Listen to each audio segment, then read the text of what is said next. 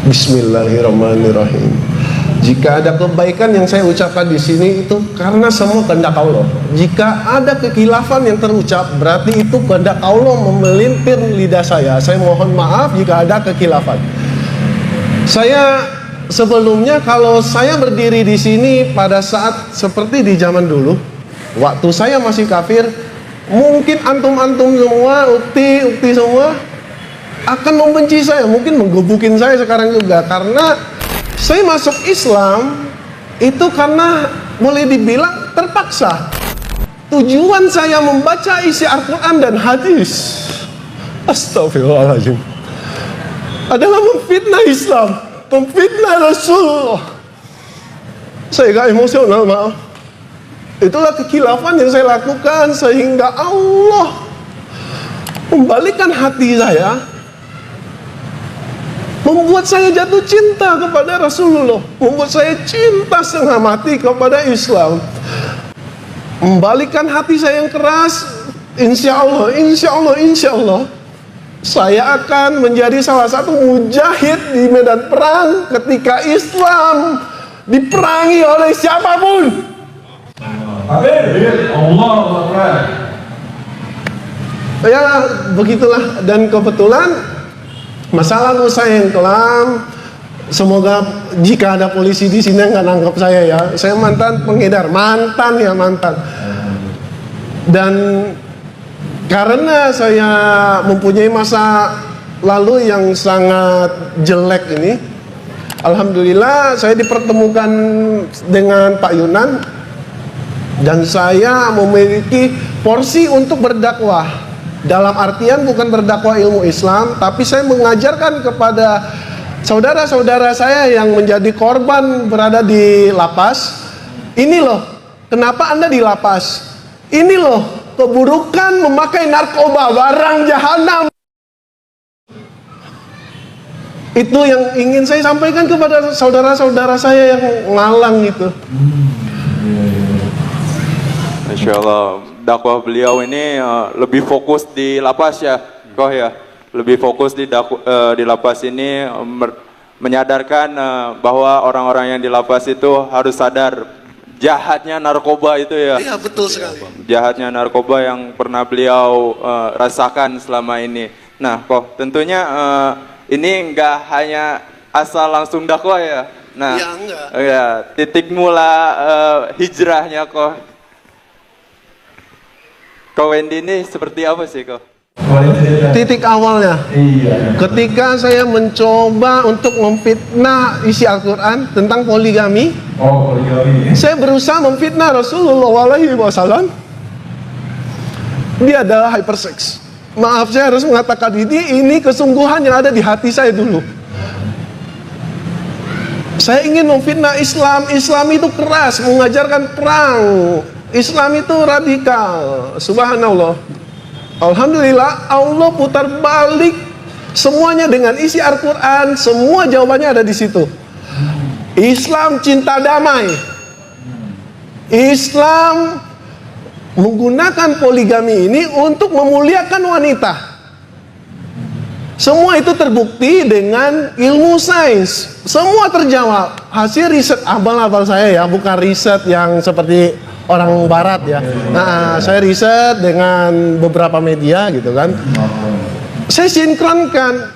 Masya Allah, 1400 tahun yang lalu, siapa yang punya mikroskop? Siapa yang punya teleskop?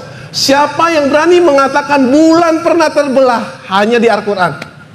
Hanya di Al-Quran. Dan NASA membuktikan bulan pernah seperti terbelah karena di tengahnya ada garis seperti disambungkan kembali. Benar ya? Benar ya? Ini terbukti oleh NASA. Di Al-Quran mengatakan di dasar lautan terdapat air tawar yang mengalir. Kurang lebih seperti itu. Saya agak lupa seperti apa. Tapi sekali lagi 1400 tahun yang lalu Islam ini terkenal di daerah gurun ya, di daerah Arab bagian timur tengah. Bagaimana caranya?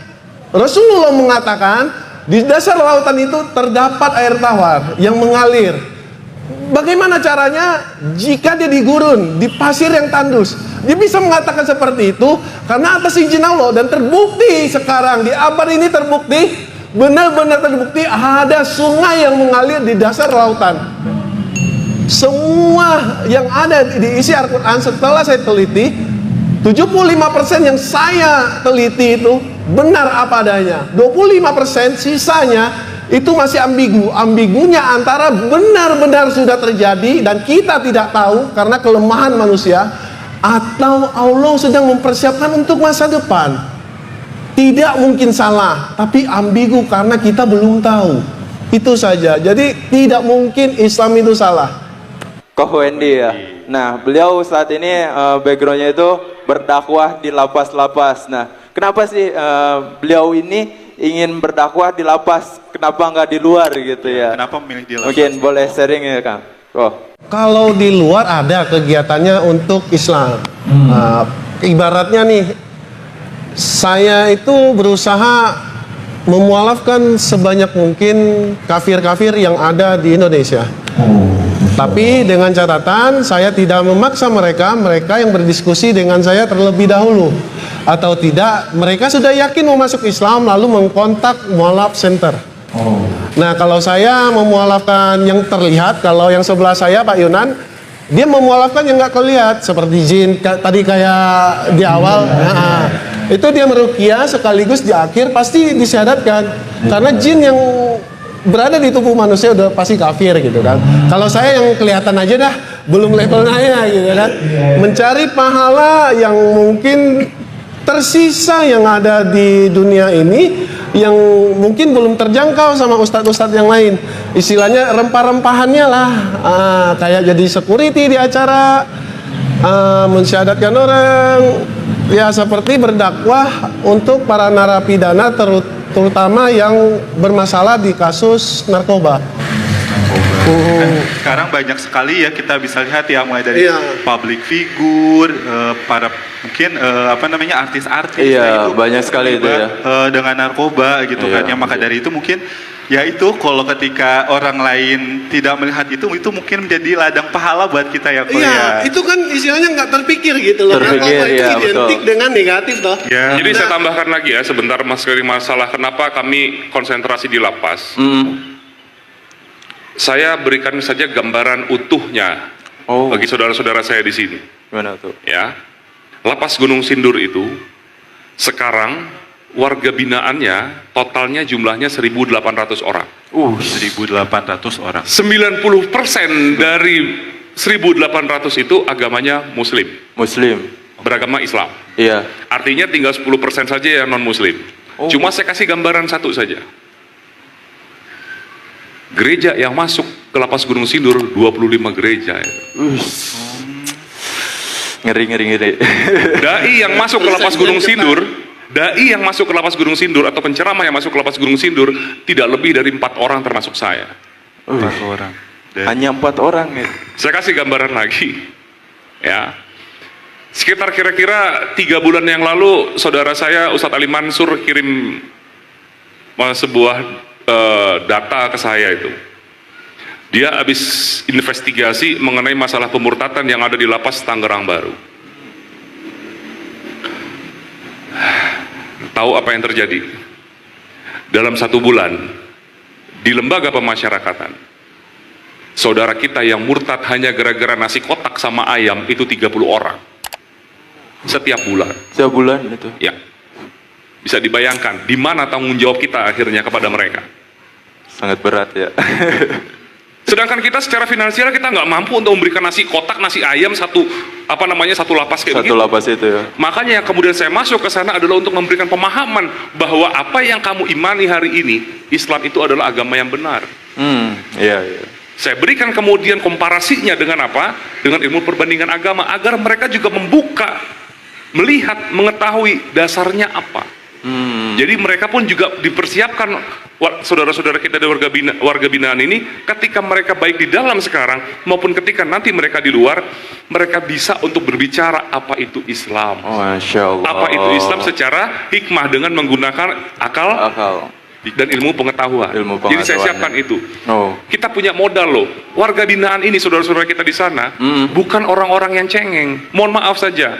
Banyak sekarang orang yang kemudian kalau ketika mau berdakwah, milih-milih tempat. Ya. Mohon maaf ya, milih-milih tempat. Itunya seperti apa nggak ngerti. Tapi kalau kita bicara kalau dari mereka sudah biasa kok dengan yang namanya hidup susah di dalam, makan cadong apa segala macam, dan mereka punya keberanian. Oke. Jadi itu saya tambahkan seperti itu. Masya Allah, tentu ya banyak sekali saudara-saudara kita yang mungkin bukan di luar ya, tapi ada di lingkungan Sekitar. yang mungkin nggak bisa kita jangkau untuk berdakwahnya. Mungkin orang-orang luar biasa di sini yang bersama kita nih kayak Ko Wendy dan Pak Yunan ini, Masya Allah berdakwahnya. Semoga kita semua untuk terus menguatkan langkah dakwah kita ya Iya tentunya betul ya. sekali, karena kan melihat apa namanya kondisi saat ini gitu ya, Fakta benar-benar di Indonesia ini ya. Indonesia ini butuh banget orang-orang yang mampu merangkul saudara-saudaranya ya Kang ya, gitu kan ya, apalagi terlebih kami gitu sebagai umat Muslim gitu hendaknya harus apa namanya mencintai satu sama lain gitu, Iya, jangan betul. Harus hidup itu. itu masing-masing. Dan tambahan satu ya, di Al-Quran tertulis jelas, setiap Muslim punya tugas, dan kalian semua yang sudah mendengar, setiap Muslim punya tugas satu, yaitu berdakwah. Sampaikanlah meskipun hanya satu ayat. Saya terapkan dalam satu hari, saya berusaha menerapkan berdakwah meskipun hanya satu ayat. Kita semua Muslim begitu ramai. Kenapa kita tidak terapkan itu? Insya Allah, Alhamdulillah, Islam akan berjaya kembali. Allahu Akbar.